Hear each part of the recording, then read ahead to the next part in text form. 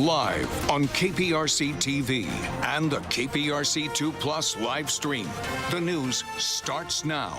Well, tonight we are learning more about the woman accused of opening fire at Lakewood Church. Neighbors, friends, and family tell KPRC2 they tried to get her help. Police also clarifying the timeline tonight. It started about 1:53 Sunday afternoon, and that is when the suspect, Janice Moreno, entered the church with a rifle. She also brought her 7-year-old son. About 2 minutes later, Moreno begins shooting in a hallway. That is when a Houston police officer and a TABC officer, both off duty at the time, returned fire at Moreno. The suspect's 7-year-old son was hit in the head by a bullet, and a 57-year-old man was shot in the leg. Moreno also was shot and is pronounced dead at 2:07.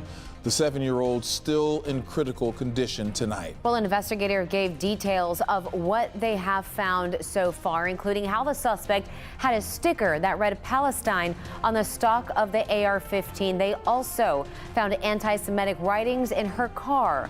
A motive for the shooting is still not clear. Good evening, and thank you for joining us at 10. I'm Keith Garvin. And I'm Daniela Guzman. Well, KPRC2's Bryce Newberry is live at Lakewood Church tonight, continuing to cover the fallout from this tragedy. Bryce?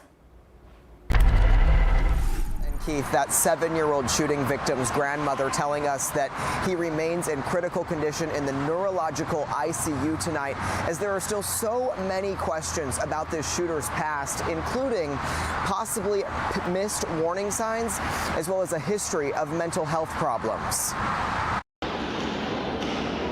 The gunshots that rang through Joel Osteen's church Sunday started when police say 36-year-old Janice Moreno walked in with her son and fired a legally purchased AR-15. And this was predictable, and this was preventable. Her ex-mother-in-law, Rabbi Wally Carranza, says Moreno openly talked about her schizophrenia diagnosis, but off medication, she became a different person. She degenerated into very violent behavior. Carranza described Moreno as erratic and paranoid in court filings and called for a comprehensive psychological evaluation when she tried to get custody of her grandson 2 years ago.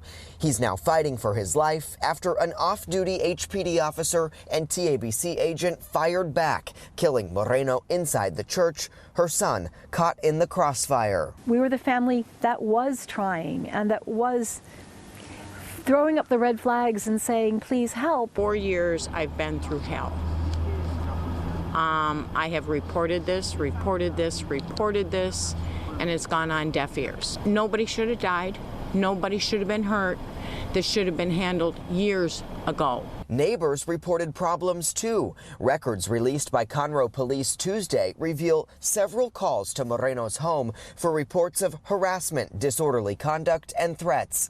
But Police Chief Jeff Christie tells KPRC in a statement, nothing relayed to officers would give authority to arrest or require mental health emergency detention, nor would any of the information have been an indication that the suspect would commit such a heinous crime. We have a system where the police are sort of like the de facto mental health professional, and that shouldn't be. NAMI Greater Houston Executive Director Angelina Hudson says police can only intervene if the person is an imminent danger to themselves or others. Most people with schizophrenia are not aggressive. What does concern you, though, if someone who has untreated schizophrenia is able to get to a gun? I truly believe that the danger with untreated schizophrenia is not in the gun, it's in the untreated schizophrenia. And her actions were not driven by a rational mind, so let's not try to put rational ideas into an irrational mind.